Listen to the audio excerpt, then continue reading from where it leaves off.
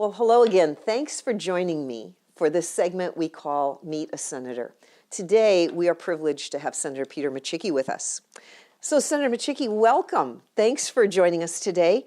So, the purpose of these videos is to allow citizens to kind of get to know the various members of the Senate. So, why don't we start out having you just tell us a little bit about your district? Who are the folks that you represent?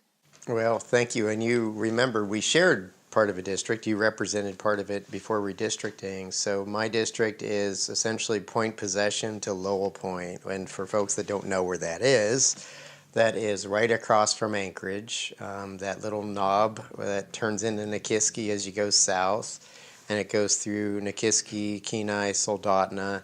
Then it starts moving east. So it has Cooper Landing, Moose Pass, Hope, all the way to Seward, and then the little community past Seward, which is Lowell Point. So it's all of the Kenai Lake, Kenai River region is included in that district. Parts of K Beach, but mostly the northern Kenai Peninsula.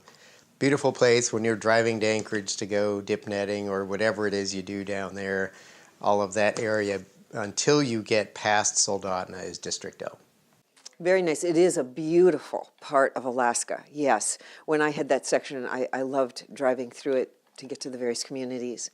So people have different pathways that led them to the Senate. Tell us about your pathway. How did you get here? What kinds of experiences built up to the point of you deciding to run for the Senate and now being here for several years?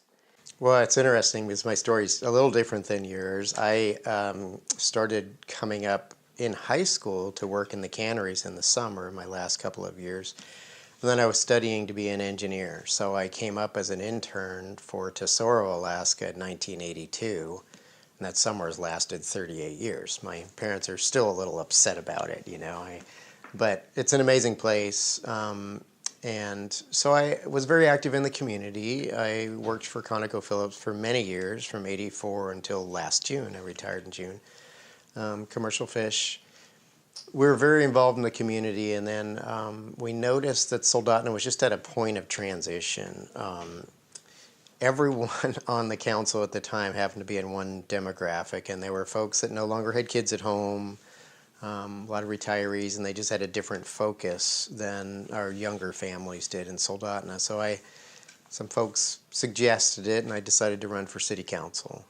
The next year, our mayor left to be the mayor of the Kenai Peninsula Borough, and I stepped up. And we spent a lot of time, and a lot of similar things to here. We cut 15% from the budget the first year, kept it flat for 5 years, cut property taxes 3 times. And that's the community pulling together, creating a vision for Soldotna.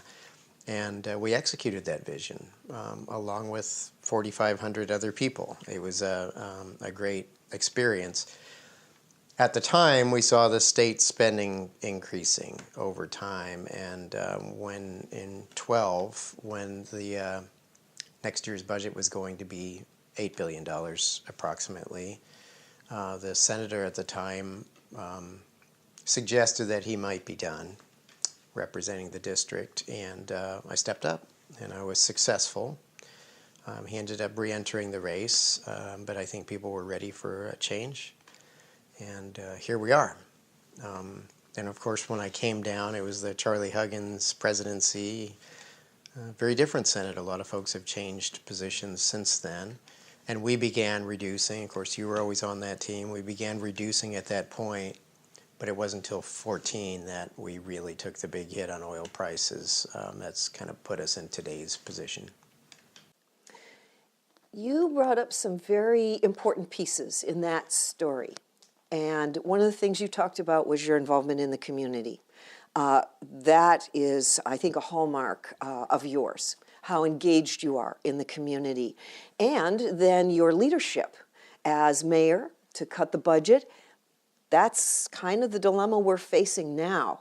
So with that real strong connection with your community, with your citizens, and that experience cutting the budget, what are your priorities for this legislative session? So obviously we're a team in the Senate, a little smaller team in the Senate majority, but my priorities are getting control of this budget. It's about crime, which is a major issue in my district, and it's about having a vision forward for the economy. So all of those things are interrelated. A lot of the social strains that we've seen around the state for years, and you know that one of my priority areas is sexual assault, and we know that those challenges throughout Alaska are resulting in opioid abuse and alcoholism and suicide and domestic violence. Those things are all in one. We look at them in silos, but they're all one issue. And it is about opportunity, and it is about people being able to reach their full potential. So I'm kind of focusing on the short-term aspects of us getting control of this budget, which we must do. And then the longer-term sort of hope.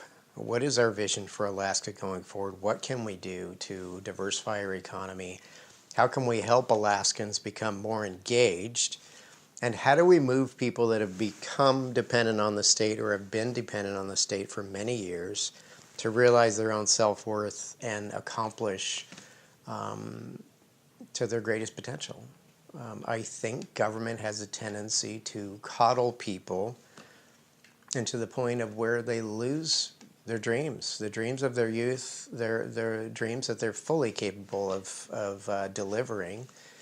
And a longer-term focus of mine is to adjust those levels of support, turning them into guidance and training, and helping them find gainful employment so that they can be the very best they can be. Those are incredibly positive vision goals. I really appreciate how you focus on the individual and how folks can be lifted up out of maybe a situation that isn't ideal.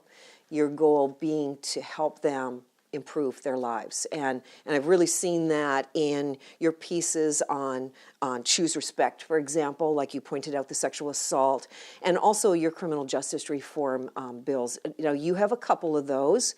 You also have some business-friendly reforms that you're trying to make. I'm thinking about your bill, Save the Fair, but also the Title IV rewrite. How will those things help, particularly your district, but the state as a whole?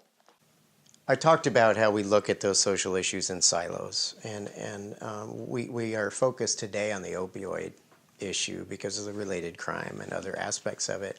However, opioids are probably 5% of the substance abuse issue in this state. Alcoholism is obviously number one. It has to do with a lot of the sexual assaults. It has to do with a lot of the domestic violence. Opioids, people sometimes turn to it because they had an injury and they started masking physical pain and became addicted. Alcoholism is almost always someone who's hiding some sort of emotional pain, which is often the case with opioids as well. So what we did is we brought together hundreds of stakeholders around the state that are in the alcohol industry. Remember, they're, I think, the number 2 taxpayer in the state behind oil and gas. It's a very important industry. Yet we also brought public health and public safety people to the table and said, where are our exposures? How can we turn this around? How do we keep young people from getting alcohol when they're underage? What are some appropriate ways to penalize those that violate the distribution of alcohol? And we brought together this Title IV rewrite.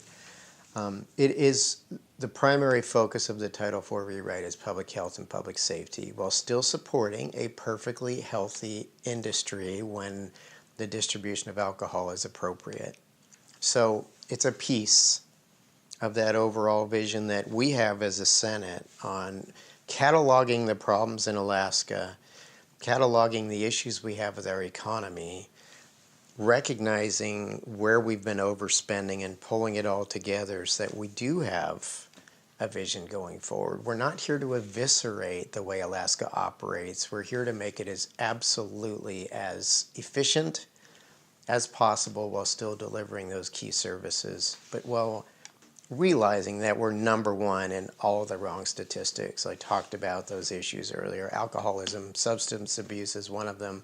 But that leads to so many other issues that we're seeing in our prisons, that we're seeing in people that are depending on public services because they're from fractured families and just don't know how to move forward successfully. Well, thank you so much for joining us today. I hope folks have gotten to know you better. You know, you're a member of the Finance Committee, and sometimes folks might think that all you care about is the dollars and cents. But what you really shared is your heart for people and how those dollars and cents affect people and how we might use those dollars and cents to help improve Alaskans' lives. So thank you very much for joining us today, Senator Micciche. It's a pleasure for being here. I appreciate your partnership. We have a lot of issues to deal with on the crime piece. We have had enough, and we are dealing with those issues effectively, but we are a good team, and thanks for leading that team. I think we have a lot of work to do, and I think Alaskans know that, so appreciate their partnership as well in this effort, and thanks for having me today. Thank you.